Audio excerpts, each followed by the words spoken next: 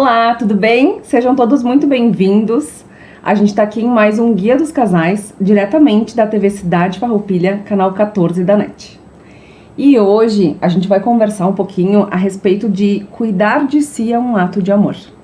A gente vai falar de qualidade de vida e de sentir-se bem nos seus relacionamentos, manter uma sexualidade ativa e estar atento e atenta à sua saúde íntima. Tudo isso vai fortalecer o corpo, a mente e o nosso coração. Para falar um pouquinho mais, disso, a gente trouxe uma entrevistada mais que especial, que é a doutora Graziela Heck Ártico. Ela é médica, ginecologista e sexóloga, especialista em sexualidade humana pela Associação Médica Brasileira. Seja muito bem-vinda, Grazi. Muito obrigada. Obrigada do convite, obrigada de estar aqui para essa audiência, para a gente estar falando um pouquinho sobre isso. E para a gente começar, eu quero que tu conte um pouquinho da tua história. Como é que tu chegou na medicina? Como é que foi? Então, desde menina, desde muito cedo, meu sonho era ser médica. Porém, o sonho do meu pai é que eu fosse professora.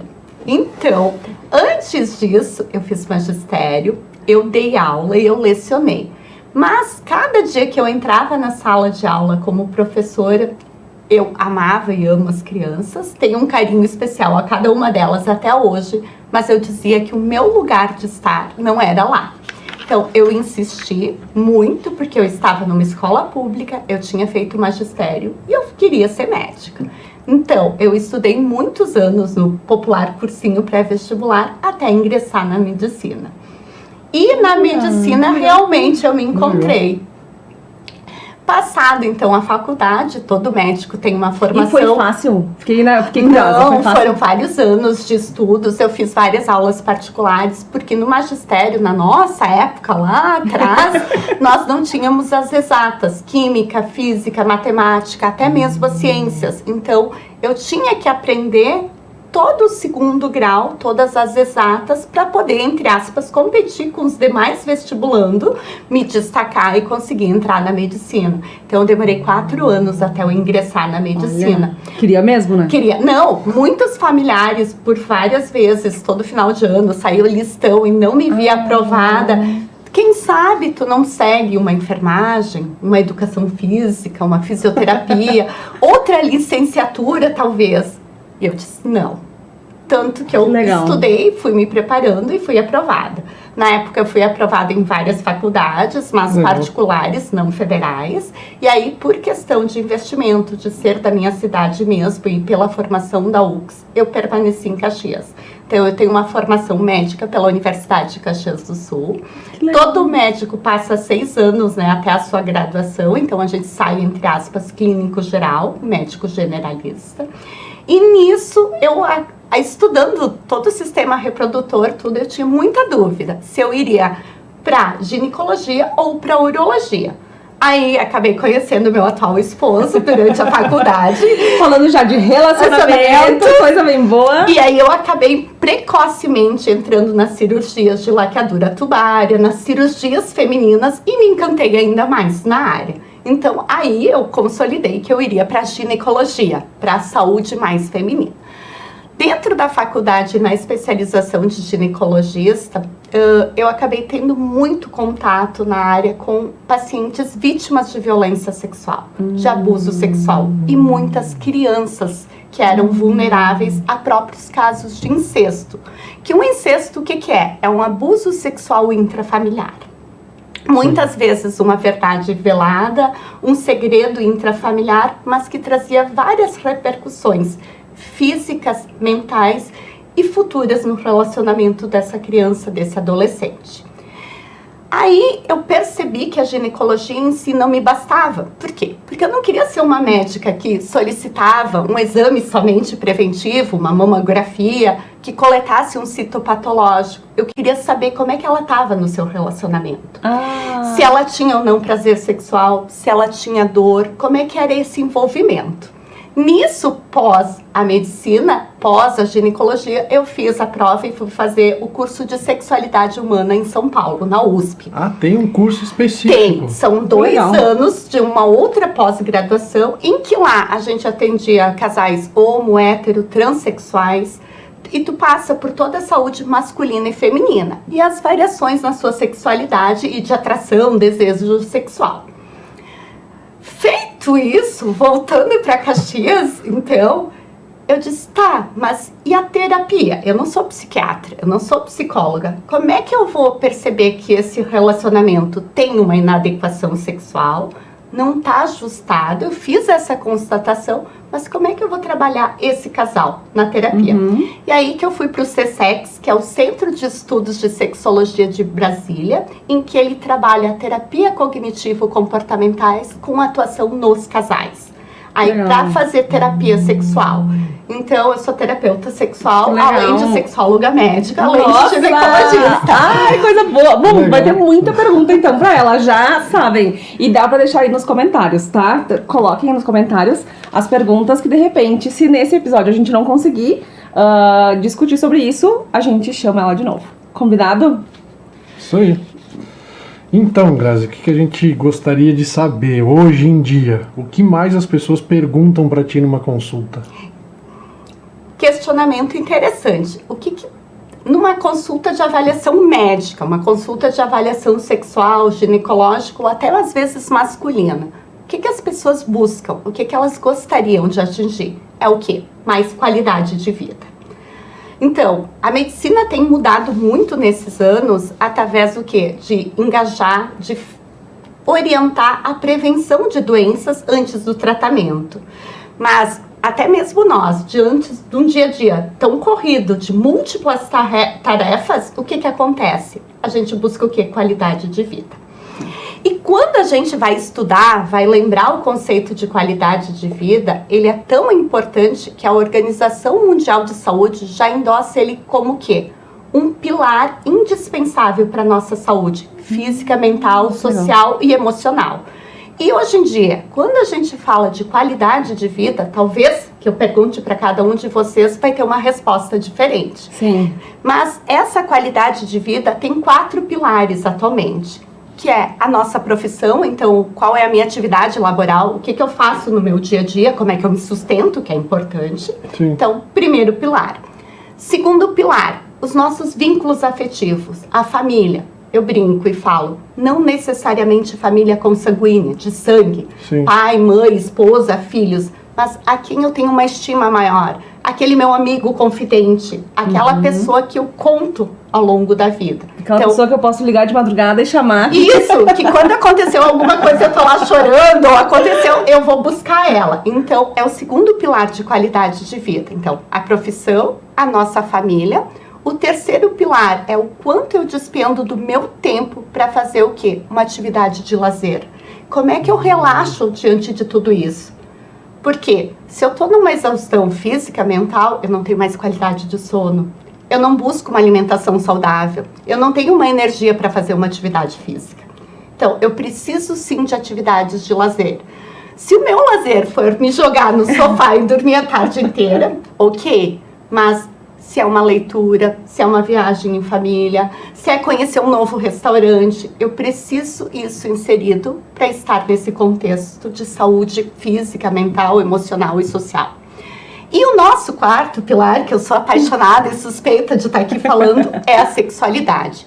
Grazi, sexualidade é um pilar de qualidade de vida? Sim. Por quê? Sexualidade não remete somente ao sexo, ao ato propriamente dito do casal, mas é a minha autoestima, como eu me toco, como eu me cuido, é o meu bem-estar. Eu posso estar adequada na minha sexualidade, mesmo não tendo uma parceria. Sim. Então, a sexualidade está dentro de um dos pilares e é de extrema importância, porque até mesmo uma criança, desde o seu nascimento, ao longo da vida, passa pelos seus estágios sexuais, a fase oral, a fase anal, e tu já desenvolve a tua sexualidade. Só que, através da cultura, dos tempos, da própria nossa etnia, formação, a gente acaba vinculando só o ato propriamente dito no casal. Mas não, é todo o nosso contexto e formação de desenvolvimento. Então, Legal. Por isso que a sexualidade é tão importante, por isso que a saúde sexual cada vez vem sendo mais priorizada e preconizada. Então, essas pessoas buscam o quê? A qualidade de vida além dos exames de prevenção. Sim. Legal. E isso é uma tendência, né? A gente tá, todo mundo, né, tá querendo mais, eu brinco que a gente tá num caminho de volta, né? Isso. Parece que tá todo mundo, assim, e esse 2025 começou, dizem que é o ano 9, que aí é o ano de finalizar ciclos e de se cuidar, e de agir, E nós vimos também com a pandemia, com o isolamento, a importância de ter a casa de campo, ter o espaço ao ar livre. Então, cada vez acho que isso vem se consolidando mais, né? É verdade. E Grazi, e quanto à questão dos relacionamentos, o que tu percebe nos relacionamentos atuais? Eu costumo falar que a mulher, por ser mais comunicativa, por geralmente ser mais falante, a mulher reclama mais, né?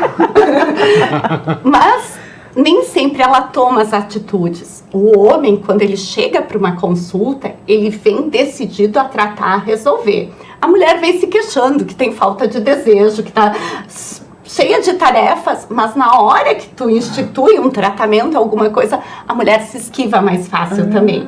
Não, achei que o homem corria. Não, quando a questão é sexual, se nós falarmos, por exemplo, de uma ejaculação precoce, de um aspecto psicológico, de uma perda de ereção sem causas orgânicas, sem doenças popularmente falando, o homem busca o atendimento e segue a tua terapia, os exercícios para casa, se necessário for tratamento medicamentoso. Ele segue, porque ele constatou que é importante isso na sexualidade, e como a ereção é algo visível... Ele quer, né? Vamos fazer funcionar. A mulher consegue dar aquela disfarçadinha, deixar pro dia seguinte, tô menstruada, dor de cabeça, não tô disposta. O homem não, se ele for, entre aspas, intimado, tu tem que ter muita habilidade, discernimento para dizer, peraí, eu também hoje não tô legal. Mas o quanto isso vai mexer com a tua masculinidade se eu disser, peraí, hoje eu não tô legal. Aí, eu nunca tinha pensado nisso. Aí a cabeça da mulher vai longe. Opa, por que ele não está legal?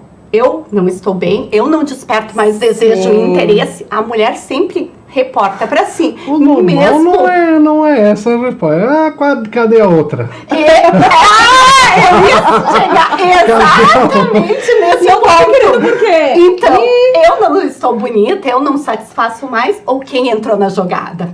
Então, é exatamente esse o quesito. E começa uma bola de neve, né? Exato. E aí, o que acontece, então? Qual que é a procura, qual que é a demanda desses atendimentos? O quê? É casais multitarefas, sobrecarregados em todo o contexto, mas que são ótimos sócios, são ótimos pais para esses filhos, porque eles têm uma responsabilidade importante, mas cada vez eles estão o quê? Mais distantes um dos outros. Eles têm menos afetividade, não têm tempo para admirar o outro, a parceria, sim, e aí eles acabam tendo cada vez menos atos sexuais.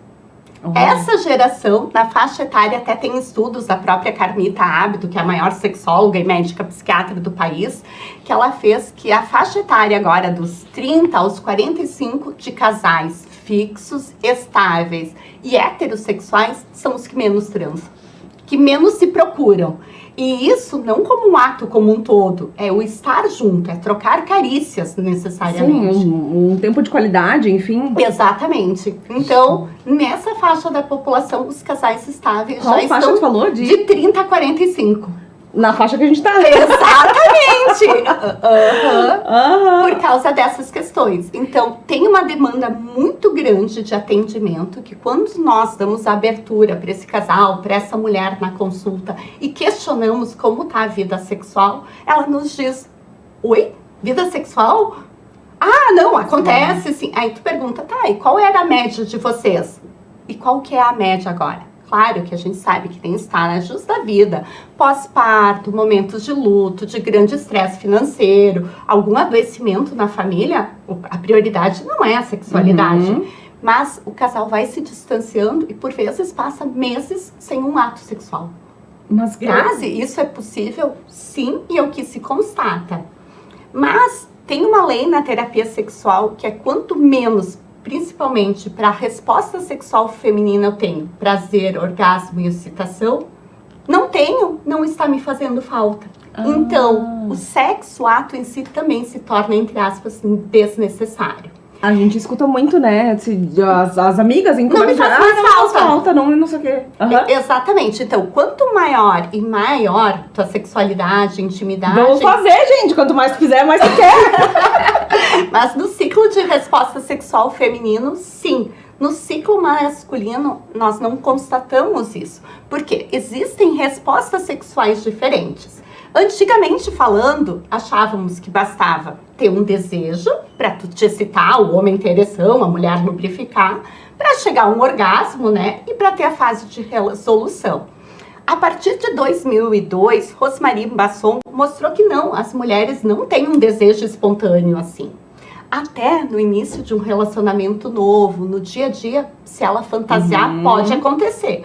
Mas ela tem um desejo que é mais responsivo, que ela responde a um estímulo adequado. Eu brinco, ela entrou na jogada sexual se ela foi bem provocada. Se lavamos a louça de manhã. E aí a gente... É isso. Se tivemos um bom dia. Porque é uma recompensa não apenas sexual, é uma recompensa em intimidade no casal. É um retorno. Então, aquele desejo que é sexual, que eu falo, o homem recebeu um WhatsApp, olhou a parceira, tocou ela, se excitou, a mulher não necessariamente responde assim. Ela vai ter que entrar no jogo sexual para ali desenvolver o desejo, se excitar e poder chegar ao orgasmo nesse caso. É a história do fogão a lenha e do micro-ondas. Então, essa analogia... A mulher é um fogão a lenha que tem que ir lá, pegar o graveto, fazer o fogo, começar o fogo, alimentar o fogo. E o homem é tipo o micro-ondas, apertou o botão e sai funcionando. Isso, fisiologicamente, cientificamente falando, é verdadeiro por dois aspectos. Por quê? O tempo e a quantidade de sangue no pênis que o homem precisa para ter uma ereção é uma. A quantidade de sangue da pelve que a mulher precisa ter para conseguir se excitar, lubrificar e chegar ao orgasmo é outra. Eu falo, segundos para uma ereção, de 10 a 20 minutos de preliminares adequadas ou de pensamento erótico, fantasias, para a mulher se excitar. No dia a dia, que casal que despende 15 a 20 minutos para a parceira se excitar. Então, muitas vezes, por cobranças do relacionamento ou internas, acaba acontecendo o quê? Deixando o ato sexual acontecer, o parceiro, entre aspas, mas a mulher não atingindo o nível necessário de excitação e não tendo excitado, ela não vai ter o auge do prazer e o ato vai se findar. Só que não me gerou prazer, não me faz falta e pode, ao longo de um relacionamento que deixa danos em outras áreas, acontecer o quê? Uma aversão sexual. Passar a ter repulsa desse parceiro. Então, além de não fazer mais falta... Não faz bem, não é gera legal. prazer. Então, quando eu recebo o casal, olha quando como o homem legal. vem para consulta, eu gosto de orientar ele. Tu tem corresponsabilidade para ela ter uma sexualidade também saudável contigo. Claro que o desejo parte de mim, mas se eu tiver uma boa parceria que saiba me conduzir, é um facilitador. A gente fala muito, né? Faça o que fez no início e o amor nunca acabará. O sexo também não. Exatamente, porque no início tinha o quê? Novidade. Sim. Tinha interesse, tinha admiração, tinha o mistério, tinha o desconhecido. Hoje em dia, o quanto tu prioriza o ato sexual na tua vida e a parceria? O quanto tu respeita ele, o quanto tu admira, o quanto tu incentiva o teu parceiro? E de repente, Grazi, quem tá olhando nós de casa, que tá num momento de baixa,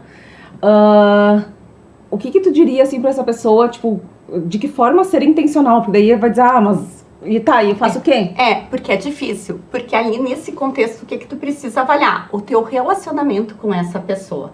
Sempre chega no consultório a queixa. Ai, os meus hormônios devem estar alterados. Deve ser a minha tireoide, o meu ovário. Até que apareça alguém. Exatamente. Os hormônios.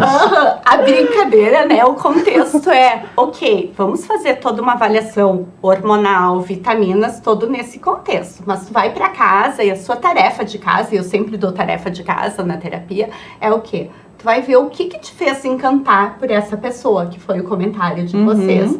Como ele te seduzia. E como você respondia a esse estímulo. Hoje, se ele chegar com uma flor, tu vai responder o quê? Mas nem é a cor que eu mais gosto. Sim, o que tu aprontou? O que chegou nesse contexto? Então, muitas vezes é difícil para o nosso parceiro, para a parceira também saber como abordar e chegar. Porque ao longo da vida e dentro de um relacionamento, a gente cria o quê? Armaduras. Eu posso estar casada há 20 anos e vai fazer 20 anos. Que legal. Mas nós deveríamos se despir antes do ato sexual, antes da intimidade. Só que, por vezes, não é o tempo que diz.